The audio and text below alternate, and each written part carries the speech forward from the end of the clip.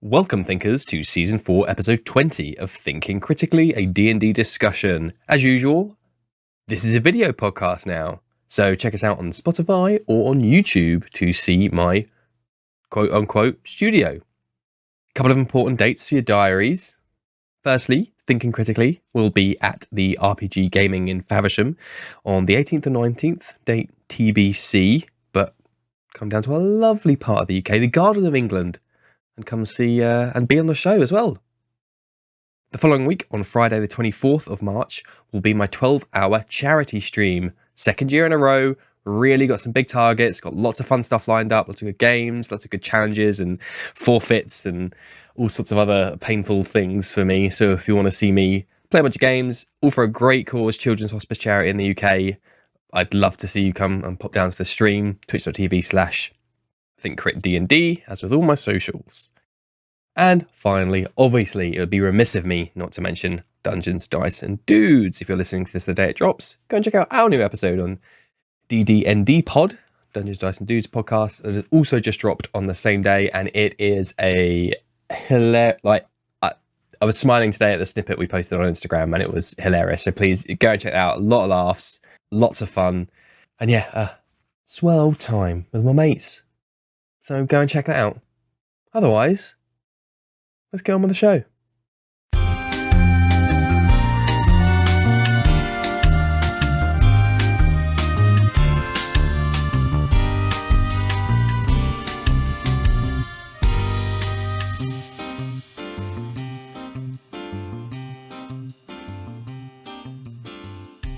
And today I'm joined by Ben, Ewan and Luke from the Baltic Star. Thank you ever so much for joining us today, guys. Can you tell us a little bit about yourselves? Thank you very much for having us. We are the boys from the Baltic Star. We're three guys that all live in the same town together. And we used to play all around the table together until we decided to go online, and we've lost that closeness. And now all we ever do is look at each other through a screen, sadly. My name's Luke. I'm there, hello. I'm one of the three of us, and I get to play like twice a week with two wonderful people, which are Ewan and Ben. And normally on our streams, I'd give a big, ridiculous introduction, but people listening and watching that know us, and they let us get away with a lot. It's a first. And I feel we need to earn the respect of your listeners before we do such a thing. So all I'll say is, Ben is a fantastic Traveller GM. Ewan is a magnificent man with a beautiful moustache, and almost as beautiful as yours, actually. And it's a pleasure for all three of us to be here this evening. It's my pleasure to have you, and none of them had to interrupt you, so I think that's a success, right? I was tempted at one point, but no, I held back. Awesome. Well, it is indeed my pleasure to have you on the show. I mean, you talk about earning the respect of my guests. You're talking to me, right? There's not a high bar to hit, so no, that's fine. Although that is a very good segue onto today's topic, which is integrity. So, what does that mean to you guys in the D&D and wider TTRPG framework? Well, I should point out, in all fairness, we don't play D&D on stream, or we haven't done. I should say, it's not that we wouldn't; it's just that we've never done so. We have played a little bit of D&D back in the long ago before we streamed, and I started out with D&D. You know, really when these things were carved on stone tablets, and you had to use papyrus to mark your hit points. But that's a long time ago. But we do play a lot of different TTRPGs. We started out as a group playing Traveller, and we've played a couple of different versions of that. But we've played all sorts of weird ones. And I was thinking about, when you said integrity, I was thinking about the fact that Traveller's like a skill-based system. So I don't think there's a skill for integrity. So none of us have like +1s or -1s or anything in it. Which is weird in a skill-based system. If you find something that doesn't have a skill, you're kind of racking your brains. It happens to me all the time. It actually happened last night. We don't have a skill for that. I have no idea what to do here. Yeah, I suppose for me, integrity in TTRPG terms is about playing the character that you're playing or representing as a GM with some some honesty to the character themselves, and of course being honest with dice rolls and things like that. I'm not a believer in fudging dice rolls. If they go bad, they go bad. That's life, right? That is my first notes for today's topic was integrity, synonym honesty hyphen fudging. That was the first thing. When it came to honesty, I was like fudging dice. So I think that's a really great one, because obviously it goes around and around, and the social network TTRPG discourse every 6 weeks or so is the fudging dice topic. So how do the other guys feel on that then? Ben's he's put his banner in the ground. Honestly, we'd rather fail a roll, because a lot of the time it's a lot more interesting anyway. So I think there's a lot of trust that we don't necessarily need to be afraid of failing a roll. It's just a thing that happens, and it takes... Yeah. But Ben is very good at helping us fail forwards, I feel. I think last night you kept failing rolls. And it got good. Yeah, failing doesn't have to mean catastrophe. It can mean, a setback rather than disaster. So I've got these. I've got these dice that they always mock me for. Talking about integrity rolling dice. So I've got these dice that I'm never getting them tested, because they seem to roll. They're really cheap dice, and they roll high a lot, which in Traveller is excellent. And so sometimes I feel like anyone watching the stream might be like, "Oh, is he really doing it?" And I always have to say, "No, these are actually my dice." So for other games you play, but to give them a chance, when I'm GMing, I use other dice that tend to roll lower. I don't know why. You know how everyone has that feel with their dice. It's all in the mind, I think, most of the time. But it's that whole cooling them off, warming them up, putting them in a tub, changing your dice and that. But because it's a game where dice are so central to it, any roleplay game really. That concept of, do you fudge? Is there downright cheating really involved? At times. I think it is a central point, really. It's a weird thing to do, though, I think, because there's no winner in a TTRPG. So you're not cheating anybody else. You're just cheating yourself. Yeah, it's nice to see that obviously all of you on the same page, which is good, because often you have players and tables who are opposed in their view on fudging. In fact, one of my tables that I'm a player in, I would say we disagree on the fundamental nature from a DM's perspective. The DM of that game is, I don't want to say a slave to the story, because it has negative connotations, but is very dedicated to there being a very strong, fulfilling arc and narrative, and one fatal crit at level 1 is going to completely derail that. So he's very much like, no, I'd rather we all have fun and enjoy the story together. And I'm like, yeah, but dying at level 1 is the fun for me. Well, actually, when you talk about character death, it's not a fudge, but there is one thing I do for our campaign. But it's, if you like, pre-agreed and understood. I have this thing I've done since I was at school. If you're dealing with a single adventure where characters are interchangeable, it's not a problem.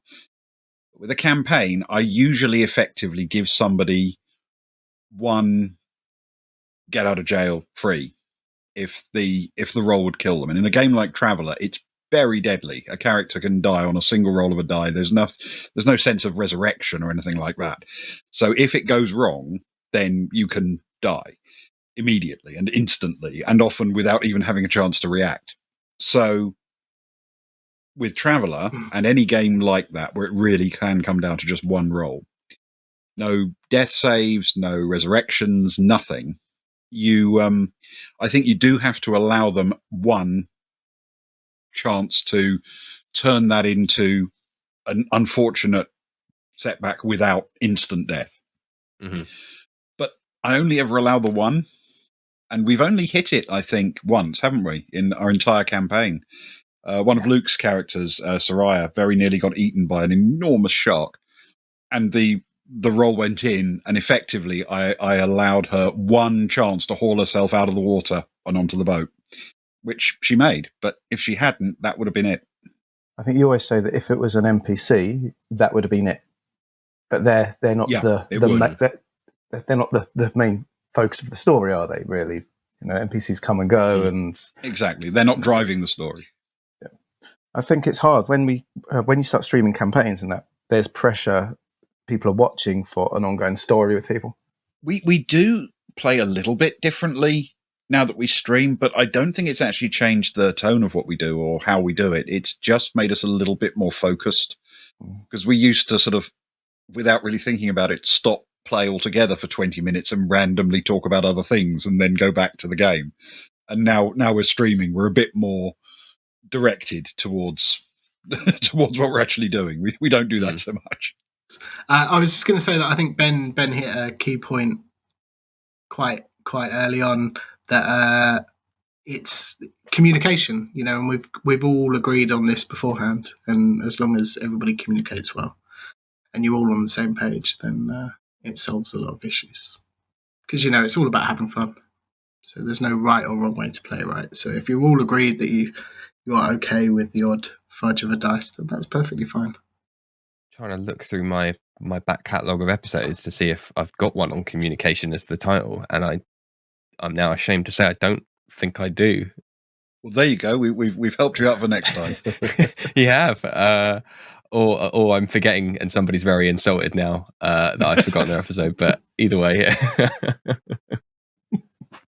one thing I wanted to say on that note is, because you were talking about how in Traveller, like, it's apparently a lot more, can be a lot more lethal in terms of the, one roll of the dice can do it. And obviously my experience in D&D is typically, you've got maybe like 2 saves or 2 rolls before you're potentially there, or maybe even at lower levels 3, 4, 5 maybe before you die for good.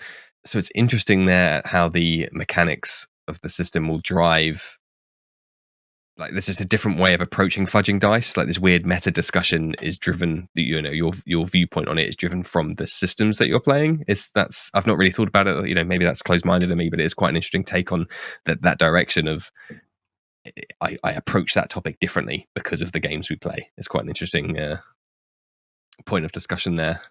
I think it's a fair point, actually.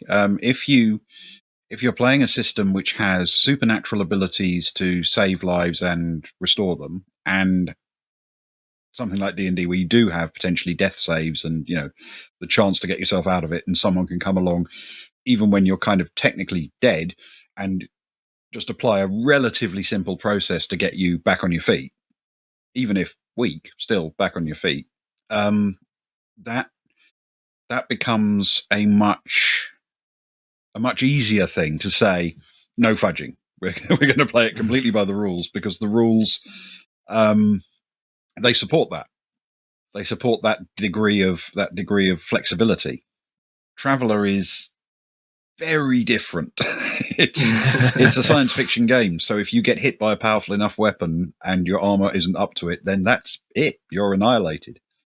And early on, we actually lost. This was before we started streaming, when we were playing the campaign, just us. We lost an NPC. And you could argue that he was lost to a shot from a high-power weapon, but you could also argue he was lost because he died through a lousy healing roll, basically, a lousy med check. You never let me let this down. Yeah. So on this med check, the guys rolled a 3 and therefore did more harm to him while trying to save his life and stabilize him. But even if they had stabilized him, he would have spent weeks and weeks recovering and getting his strength back, because, again, it's based on a science fiction universe which is supposed to be cold and hard and unfriendly. Mm-hmm.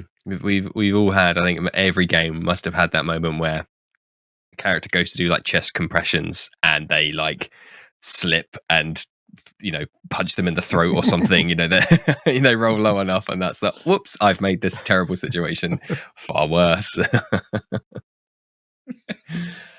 So I agree with you guys in that I'm against it. I have, funnily enough, an episode I do have a topic on is fudging, which was talked about this in a lot more detail.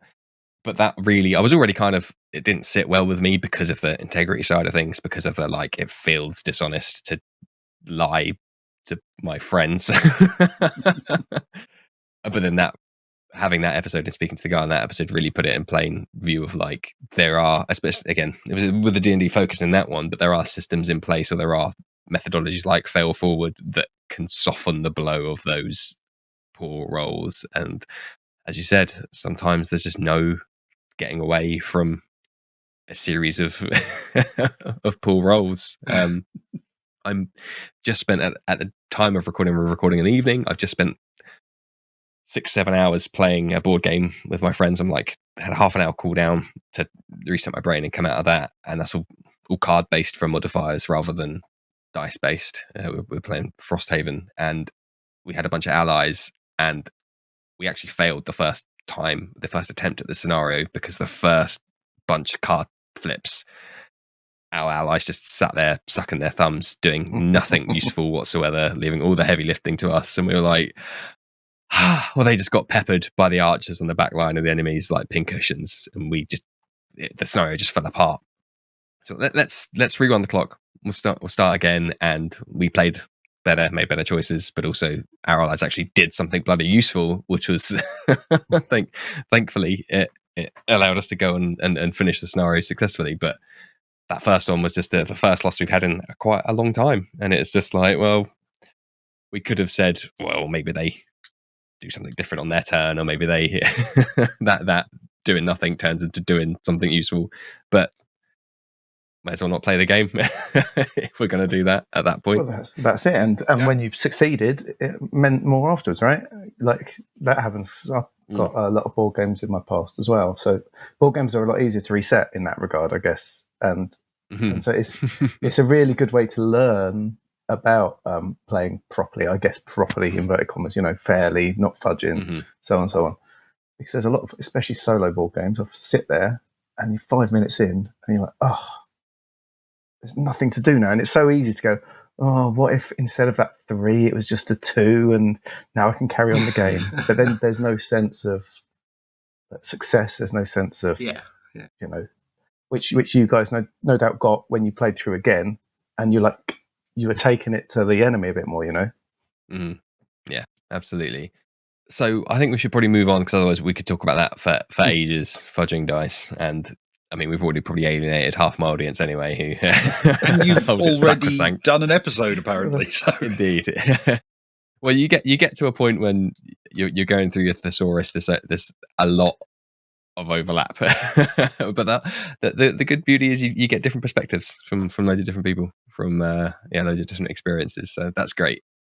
One thing now, you might have to educate me here and excuse my ignorance on Traveller, but is it ostensibly still a TTRPG, right? On the face of things, right? Yes, it is. Okay, so there's still player characters who are working towards some goal. Maybe there's some antagonistic force, perhaps. Yes, the original Traveller. So just a bit of background here. Back in the 70s, Traveller was one of the really early TTRPGs, and it was the first of the science fiction ones.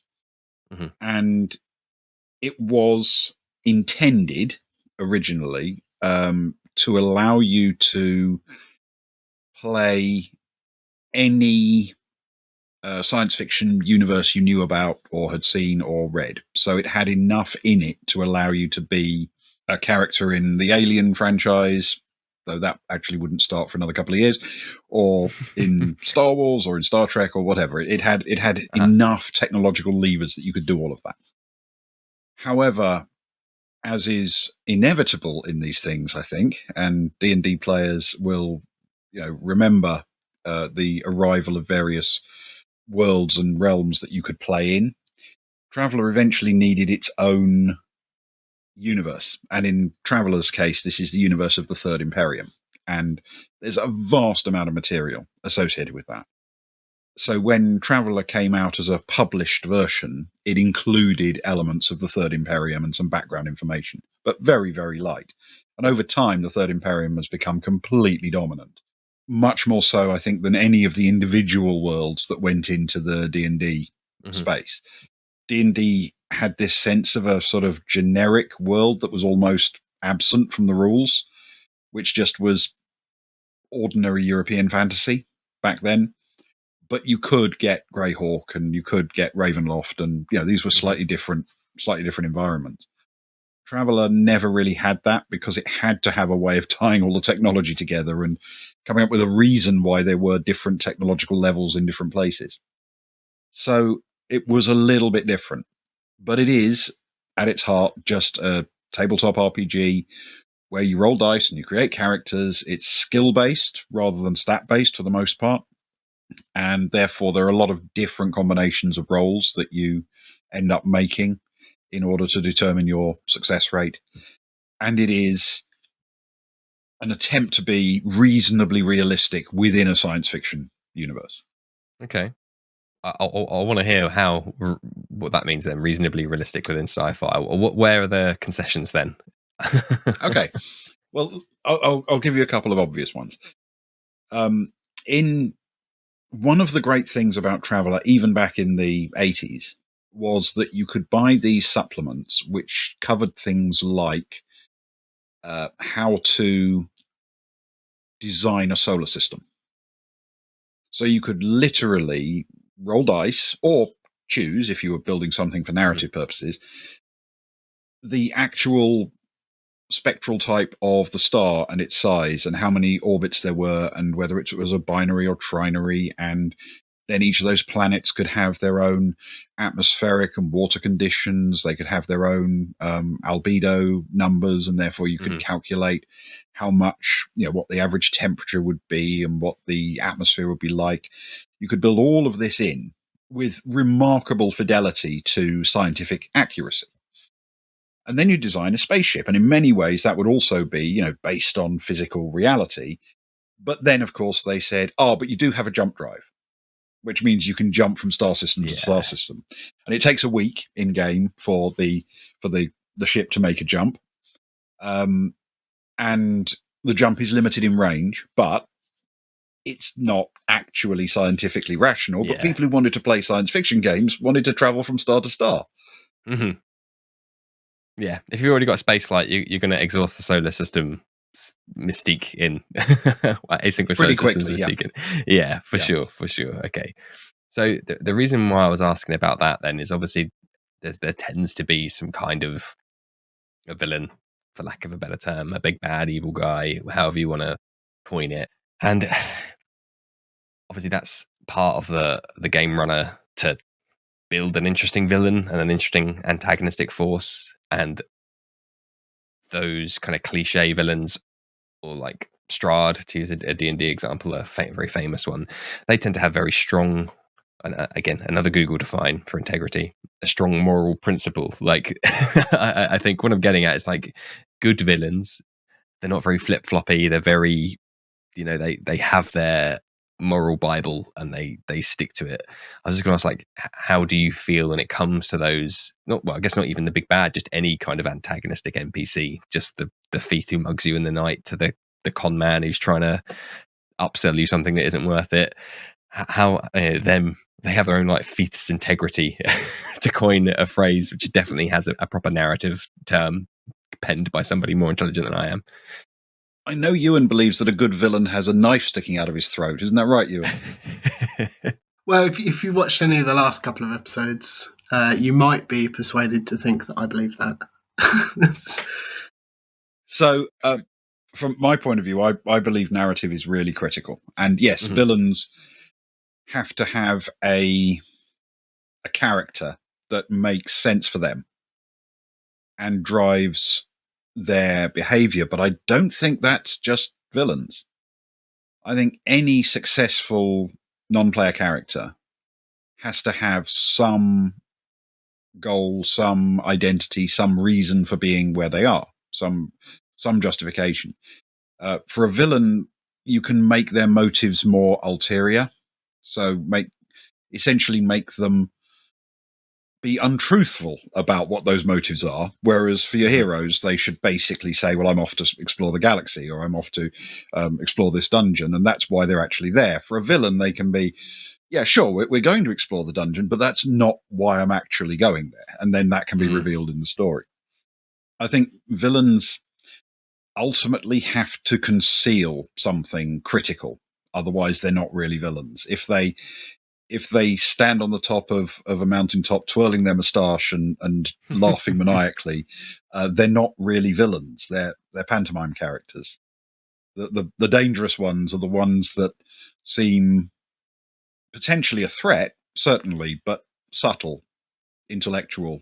They're motivated by something you don't necessarily understand, which means their actions seem unpredictable and risky. Oh, I always find writing good villains and good stories already hard. And anytime I ever talk to anybody else who's better than I am at that kind of stuff, I'm always like, oh yeah, it is so tricky to really hit those nuances of, like, obviously a pantomime villain is very easy to prop up, and some guy that's just like, I'm burning villages because, or worlds, like just because, has a time and a place. But I think to really have the narrative punches, yeah, you need to have, there needs to be something there, yeah, something held back, I guess is the way to put it. I think so. If your villain is completely open about not what they're doing necessarily, but why they're doing it, then you're robbing your players of a really important part of the story, which is to understand something which, when they first arrive, looks baffling. They may know that the person's working against them, and they may know that the person is behaving badly towards them, is violent or aggressive, but until they find out why, the story isn't complete. And the why has to be there, right? It has to be an interesting thing. I swung a little bit too far, I think, with my one by I added too many layers of unknowns. So certainly a few months ago, my players would still be just like they're not really invested enough because it's just some amorphous, abstract entity that is maybe a bad person. We don't really know yet. We're just going through the motions. So I'm starting to rebuild in things that's like, no, this is a real thing. This is a real person. They want to do this, on the face of it, objectively bad thing. So, for all intents and purposes, you should probably work against them. Obviously, it is more nuanced than that, but for the sake of actually giving some motivation to the players, I've had to to be like, yeah, no, okay, let me give you some more, because at the moment you're just working against some boogeyman that is not good enough. Yeah. 2 episodes ago in our Traveller campaign, a villain who is arguably the most significant villain that our players have met, who they've been battling with and facing off against for over 2 years now. One of Ewan's characters just snapped and saw an opportunity and stabbed him in the throat. In order to bring matters hopefully to a head, and has successfully, really badly hurt him, though he has survived. Medical attention was quickly on hand. But that's part of the Traveller universe. Your sort of level boss, if you like, a potentially huge threat, is still just a guy. If you stab him with a knife, he's going to be hurt very badly. If you get him in the right place in the right time, you can get rid of them. Which I love the complete. This is why I love doing this chat, because you get to talk about these things with different people from different experiences. And the meme in D&D circles is like when the adventurers try and rob a local shopkeep, but he turns out to be a retired level 20 adventurer, and so of course is immune to being stabbed in the neck because he can summon lightning bolts from the sky and demons from the abyss because he's a level 20 adventurer. So that's like the complete opposite of of what you just described. Yes, in Traveller, a sufficiently powerful individual isn't powerful because of stats, and often not even powerful because of technology or equipment. They're powerful because they have respect, or a position of authority, or a mission that is something they're heavily devoted to. Twice in this campaign, the players have decided to overthrow a government on a world that they arrived at, and both times they've succeeded in doing so. Wow. And these weren't necessarily the worst of villains they were defeating. They just decided that this is what they wanted to do. But then on the other hand, they've also started a small business and negotiated a mortgage. So there are all sorts of things that you do in a campaign. those are the kind of things that scare me senseless in D&D. If my players are like, in one time they did want to take something to the court of law because they were wanted, as most D&D parties are, for doing some criminal activities in the city. There was wanted posters up and stuff, and then one was like, I cast disguise self and pretend to be my lawyer, and I'm like, man, that's not. I don't know law, guys. Like, I'll give you an experience, but it ain't going to use the right words. You're now a plaintiff. Why not? Because I don't really know what that word means. So yeah, that kind of stuff. I mean, I'm scared enough of my own mortgage, let alone a fantasy one. But yes, I was just thinking a second ago about my notes on this particular topic around the villains having integrity and how you could only get in. I thought like maybe you could only get into those positions of power, like what you were describing there, in commanding loyal followers and whatnot, by having integrity. And then I made me think of our own leaders in the real world, aka our politicians, and was like, oh yeah, that's never the case, because a lot of them don't have any integrity whatsoever. So I was like, okay, fine. It's very, I guess it's very easy to get in those positions of power. Yeah, I mean, it's possible something like fidelity would be better than integrity is the word for that, because they don't necessarily have integrity, but they are faithful to their own ambition. They're faithful to their own plans. If you were to understand them completely, you would still find them very, very rational in the way they behave. Even if you think this is monstrous, it's monstrous to you, but for them, it makes perfect sense. It's how they're going to secure wealth or power or influence. It's very unusual to encounter someone who actually behaves completely irrationally to their own perspective. Yes, yeah, that internal consistency, I think, is the term there. So they are. If you got to know the villains good enough, you'd be able to kind of guess their next actions, because they're going to stay true to that way of thinking, that they still want to achieve that goal. It's not just purely random. Again, those kinds of villains have their place. I've recently gotten back into like Warhammer and 40k and stuff, and of course there's the forces of chaos, which are just inherently chaotic, funnily enough, and obviously they are a very, very big antagonist in that world. But yeah, it's very hard not to be cliche. I kind of want them to. You get to that point, and the players are going to be like, "Oh, I can kind of see maybe why he's done some of this stuff," but it's very.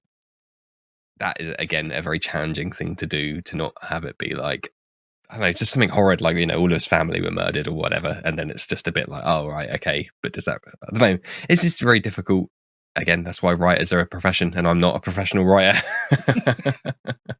Yeah, if it was that easy, everybody would do it. You're right, but it's. I think it's easier than you think. Mm-hmm. There are any number of things that people have created, and I built one for myself for my own characters, where essentially you can do a sketch of a character, where it essentially just asks you questions. What's this person like? What do they want? Why do they want it? What do they fear? What do they love? What do they think of? What do they have contempt for? It's that kind of thing. And once you've got in your head what kind of person they are, it becomes much, much easier to play them with some degree of consistency. One of the temptations that I have to fight against, there's this bit in Deadpool where one of the characters is talking to Deadpool about what it takes to be a hero, and he makes this throwaway comment about, you think that a hero like gets up a hero, brushes his teeth like a hero, he does everything like a hero.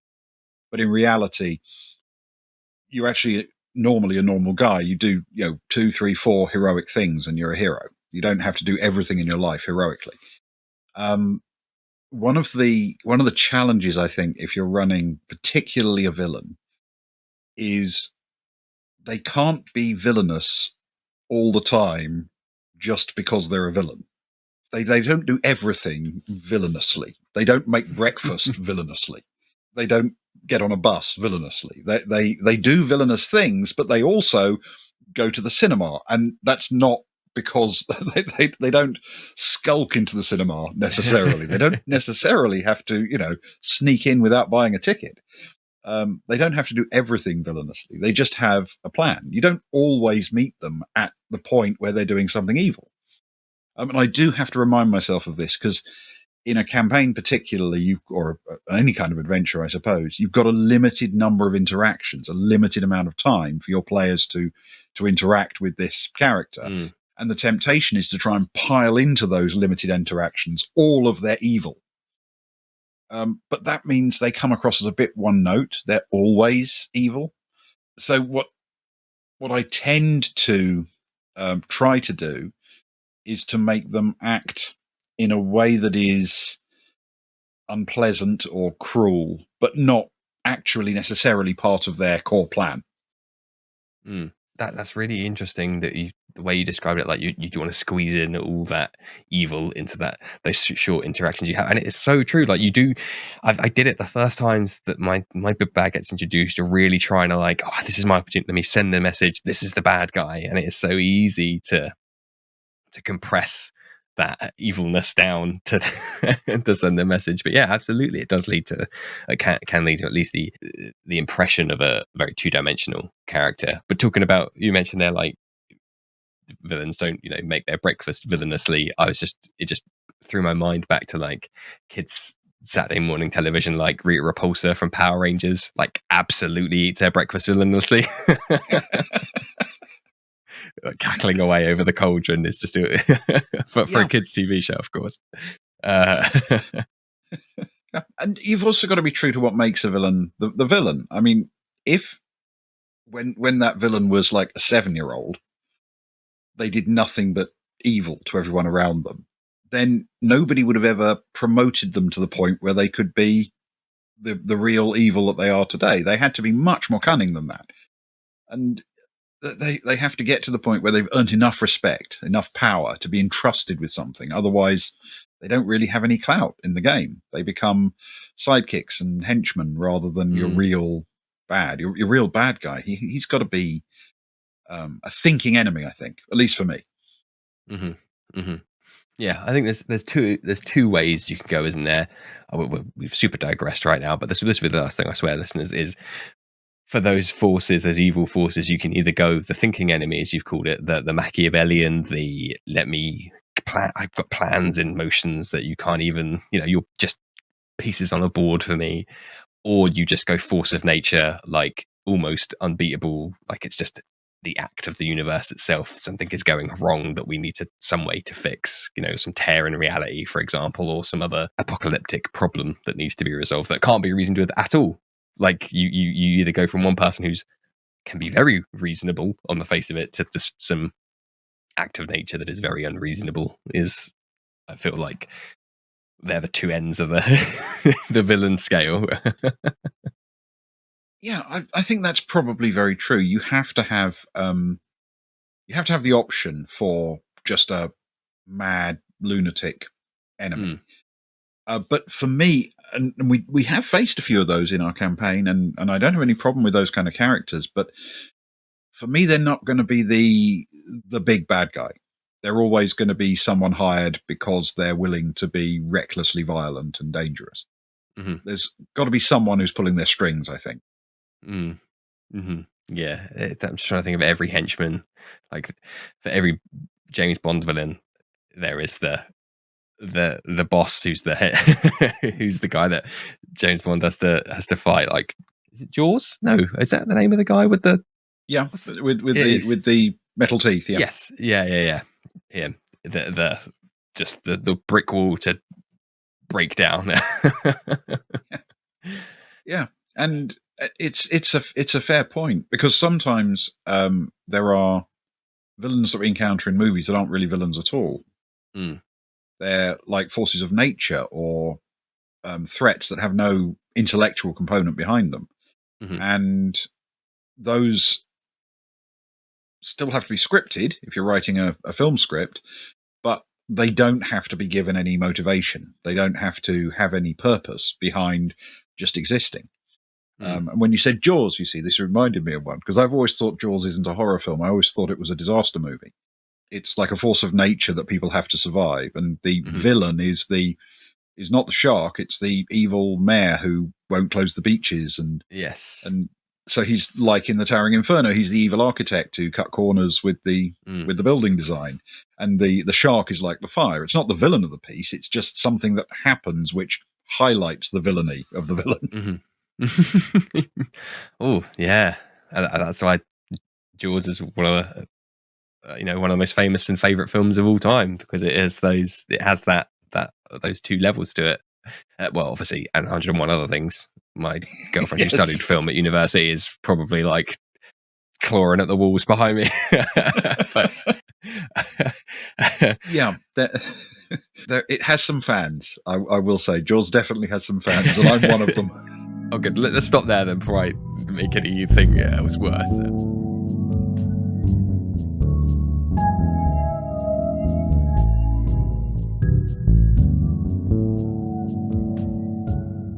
So we've talked about integrity of villains and personality traits of villains, and how to build good and interesting NPCs, antagonistic forces.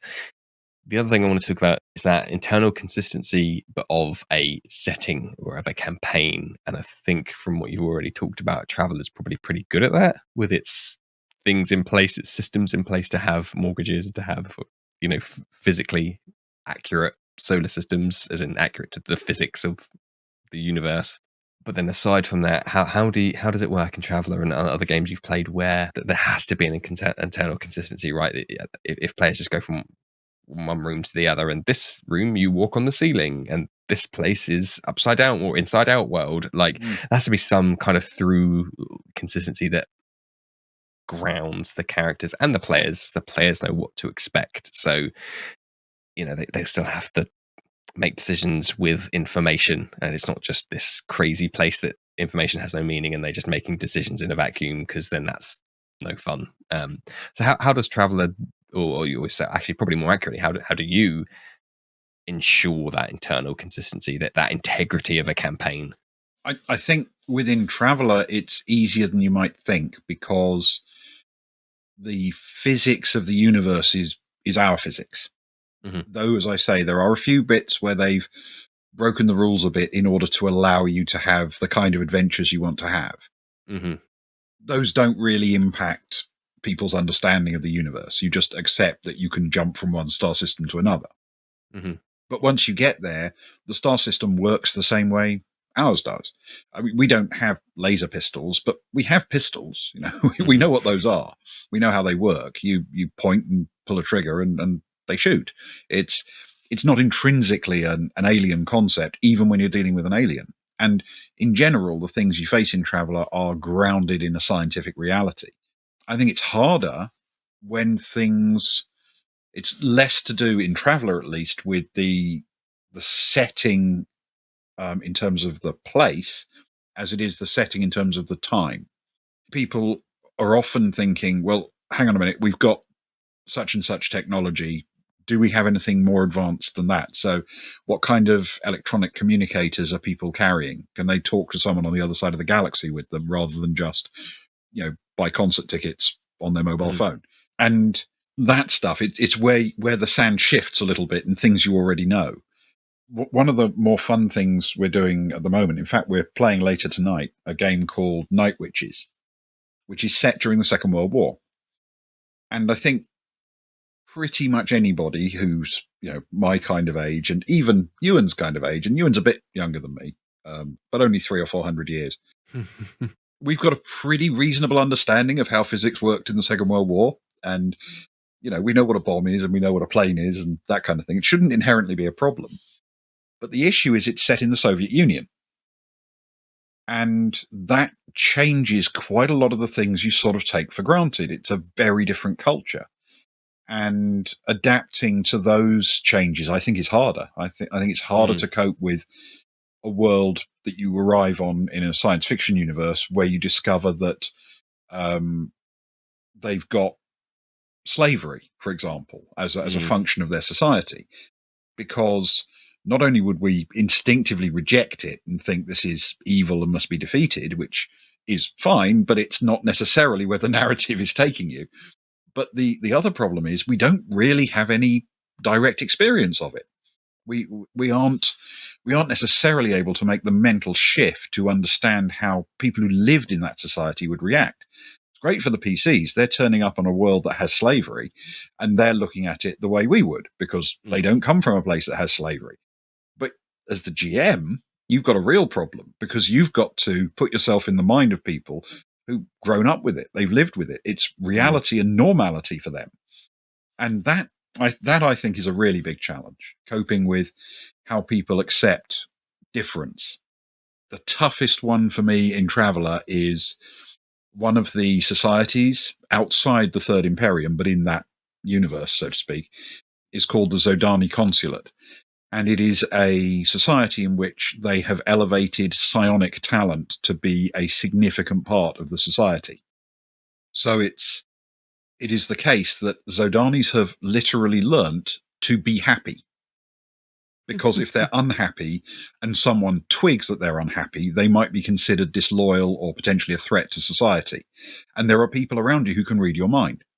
So Zodanis are uniformly happy while in Zodani space, while surrounded by Zodani people, and they grow up knowing how to do that. They can fake happiness right down to the core of their being. And we all do this, I think, to some extent. We do self-delusion quite well as human beings. But it's hard for me, being British, to do that with happiness.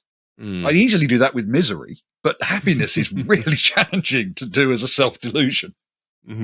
Yeah, it is tricky, as you said, especially from the DM. In some way, the players get it easy. Now I can sit on my high horse as the DM and play my tiny violin. But yeah, to put your mind in, and slavery is a good example because it is just objectively abhorrent. So but it is also can be, again, it's not for everybody, and every game's different. Usual caveats apply, good faith arguments, but it can be a foundation for character motivation and interesting, maybe that's not the right term, but interesting stories, and enables the characters to be the good guys and so on and so on. Yeah.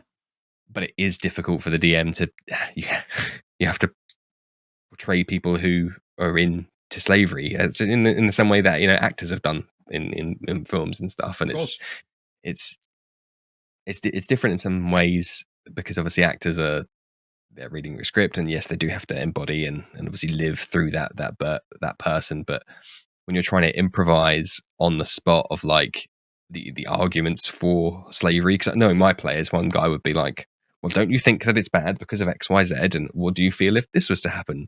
And they're trying to improvise and not just slavery, but anything like murdering people for blood sport. I don't know, another abhorrent evil thing, like trying to put yourself and argue with yourself internally while still portraying a believable NPC. That micro wheel, the hamster wheel spinning in my head is such a challenge.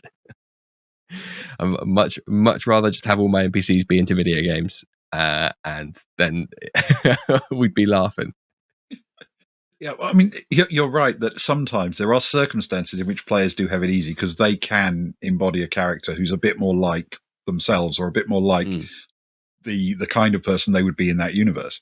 But it's also much, much easier if you're a GM, or referees as they're called in Traveller, with a group of players that you know well and who you have a lot of experience with, because you know what they will jump on and embrace. You know what they'll run with.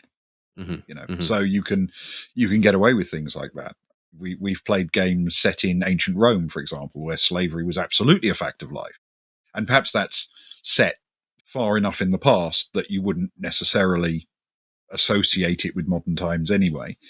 But one that I kicked around a while ago was an idea of doing a game set during the American Civil War, following a character very much like Elizabeth Van Loo.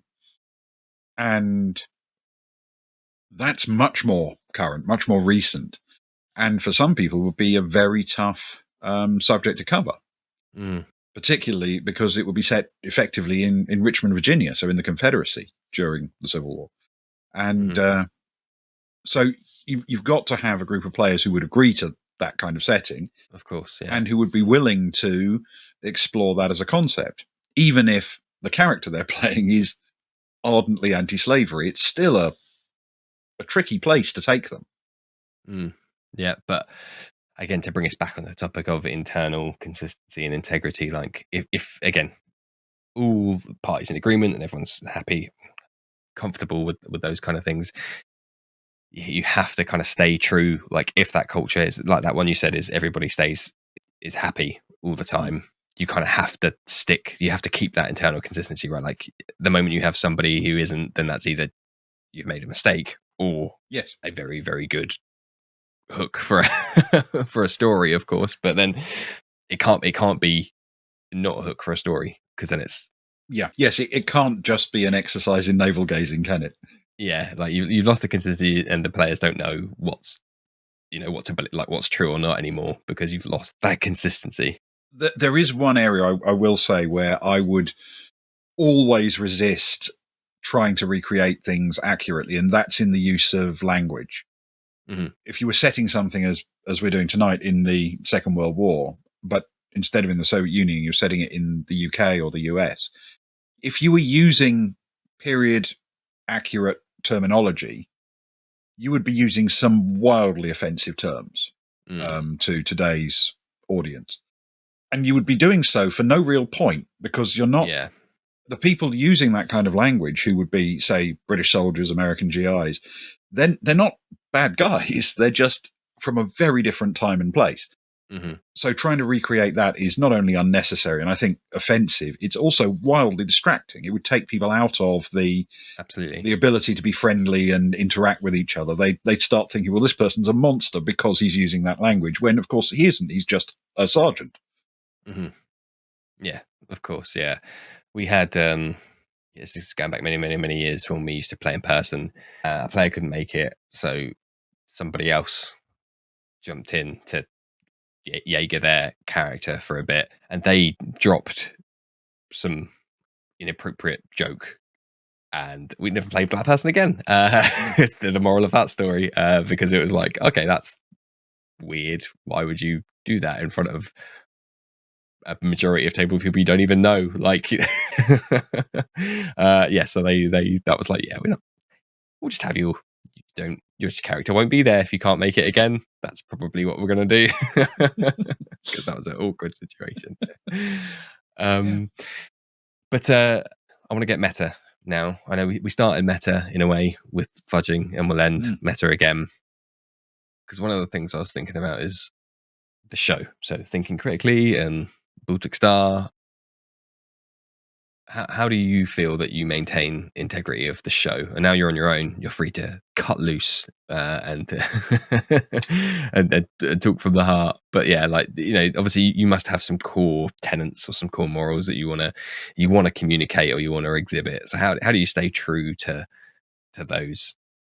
I can't actually really take any credit for this, because it's the guys with the tech problems who do most of this.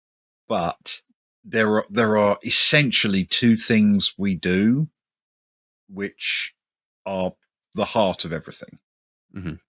One is, we always agreed, and we literally discussed this before our very first stream, that we would just play exactly the same way as we do around our own table, and we wouldn't change anything. If it felt like we were playing up for the camera or doing anything weird or trying to be too exotic or anything like that, that's not us. So if we were playing around a tabletop and you happened to be sitting in the corner of the room, it would be very similar to what you would see on stream. There are some occasional sort of housekeeping bits on stream that don't exist around a tabletop, but other than that, it's basically exactly what you get. So that is mostly, of course, driven by the players, because they are driving the narrative. I'm really only in charge of the background when it comes to Traveller. But we also all mix up what we do and take turns doing things. So for tonight's Night Witches game, Luke is our GM and I get to be a player. And all of us have had turns running games and playing in games. And I think we're real believers that we want to try different things, and everything we do is unscripted and completely on the fly as it happens. And it works because the other two are really genuinely lovely guys, and I can fake it. I'm a player in an actual play podcast as well, which I consider my night off. For behind the scenes for the listeners, I always tell the guests before we start recording, consider this your night off from content creation, because I manage it all. And that's how I see my Dungeons, Dice and Deeds actual play podcast. Because I'm like, I do all my podcast stuff during the week. This is my time to cut loose and just play D&D with my friends. And I'm very fortunate that it's very similar to you guys in that Briggsy, the DM of that game currently, and who runs it and stuff, man, currently makes it sound like he's going to die or something. No, I'm going to potentially take over in the future. Or I have to, not for long. No, he was very keen from day one. It's very similar to say, we're still just going to play D&D. There just will be a microphone in the middle of the table. And I've got to be lying if I said there wasn't a little bit of me that was like, it's invariably going to change. Like the nature of the game has changed.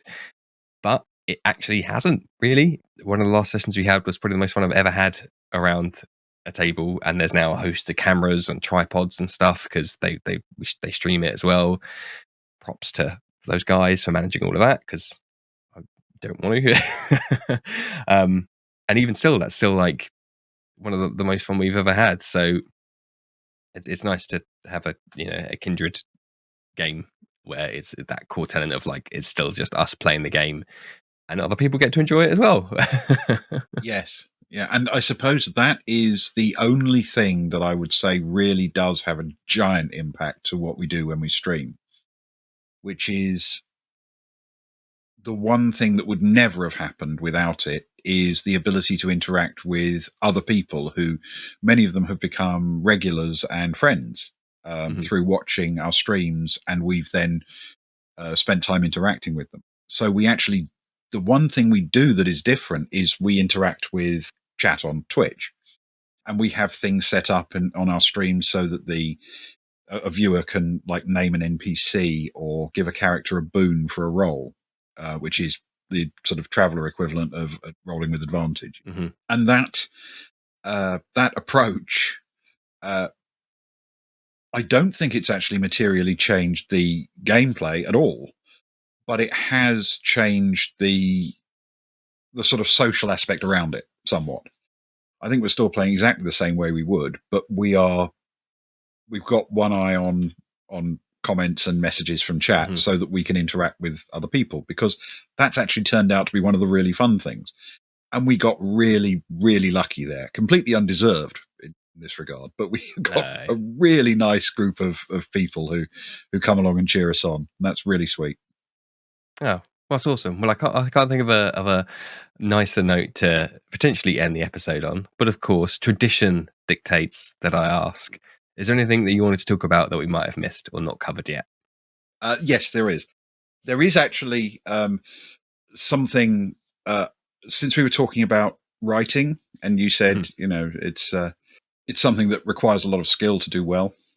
There is a story, and I have no idea if it's actually true, about the poet W.H. Auden.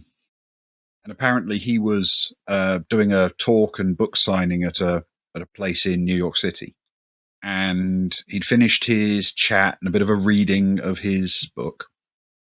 And then afterwards, a queue of people formed to come along with books of his for him to sign and make them out to the people. And at the back of the queue, there was this woman dragging a profoundly bored-looking sort of young girl. I don't know exactly how old, but a young girl. And when they finally get to the front of the queue, the girl looks decidedly unimpressed at Auden. And her mother says, this is Mr. Auden, and he's a great writer. And this little girl apparently looked at him through squinted eyes and said, can he do W's? So seriously, what makes a great writer? Not necessarily what you think. W's. Awesome. Thank you for that. Cool. Well, in that case then, Is there anything you would like to promote? Maybe events that are occurring in the imminent future? I don't know, off the top of my head. It's funny you should mention that, just off the top of your head. It's almost as if you had no idea this was coming. So we are the Boys from the Baltic Star, and we have been streaming on Twitch now for about 2 years, just over 2 years, I think. We stream usually Traveller late night in the UK on Friday nights, and then other tabletop RPGs on Saturday nights, but that's a sort of rotating selection of different ones. Luke also usually plays a couple of narrative video games, typically on Fridays and Mondays. And there is one specific thing I should plug, which is that next month, on the 18th and 19th of March, we are having a live in-person convention in a building in Faversham called the Assembly Rooms. And we're going to fill it with tables, and we've got lots of really nice people coming over to run all sorts of different tabletop role-playing games. And the town is lovely. And if you're into your medieval fantasy stuff, this is a medieval town. You can actually wander around, 400, 500-year-old buildings and explore the town. It's good setting for this kind of thing. And this is our first convention. It's the first one we've ever done. We are hopeful it's going to go really well. We've got really nice people coming along to run games, and a huge variety of them. So I hope people will take the opportunity to look at what we've got. But also, we've got some prize giveaways there, and we've got a few, nice things. There's going to be opportunities to go out and have drinks and eat brunch. Brunch is a big thing on our channel. Brunch comes up a lot. So yes, that's what I'd like to plug, please. 18th and 19th of March in Faversham in Kent, in England, in the UK. We are holding a 2-day event, and hopefully people will come along and it'll be enormous fun. Well, maybe there'll even be a very, very famous podcaster there. Who could say? Who could say? You could say. That's who No, could say. no, I don't know. Nah, nothing to do with me. Anyway, so all that's left to say is thank you ever so much, Ben, and of course the guys for joining us today. You're very welcome. I'm sorry that since the subject was integrity, you were left with me, because the other two actually have some. But but it was enormous fun. Thank you so much for having us on your show. Really appreciate it. That's all right. I can only work with what I'm given, so it's. Yeah, no worries. As usual for the listeners at home, all the links will be in the episode description to the Faversham Expo. Is that the right word? Experience, maybe. We're calling it RPGaming Faversham. So all the links to that will be in the episode description, as well as the guys' stream. So please go and check them out, drop them a follow. Otherwise, all that's left to say is thank you, everyone, for listening, and good night. Now it's time for the Patreon shout-outs. Huge thank you to all my patrons, starting with Josh, Lewanika, and Glenn, the 3 fabulous hosts of Tabletop Journeys who've been on the show several times before and who I'll always invite back. So go check out Tabletop Journeys at ttjourneys.com or at ttjourneys on Twitter. We also have Joe from the Fourth Leg podcast all about giving DMs another leg to stand on. Again, previous guests of the show, and I'd thoroughly encourage you to go and check out their great content. So you can find them at the Fourth Leg on Twitter. We have a good friend of the show, Optional Rule. You can go and find him out on optionalrule.com or at Optional Rule, full of very insightful and educated comments and thoughts and threads on the really nitty-gritty of D&D. We have, what a guy, Matthew Perkins, who is just out there in the world trying to make you laugh. So go and check him out at matthewperkins.net or at Hey It's Matty P, Mattyp, and good friend of the show and one of my table mates, Matthew Street. Go and check out his partner's hustle at virtualtimehustle.com or at mpstreet88 on Twitter.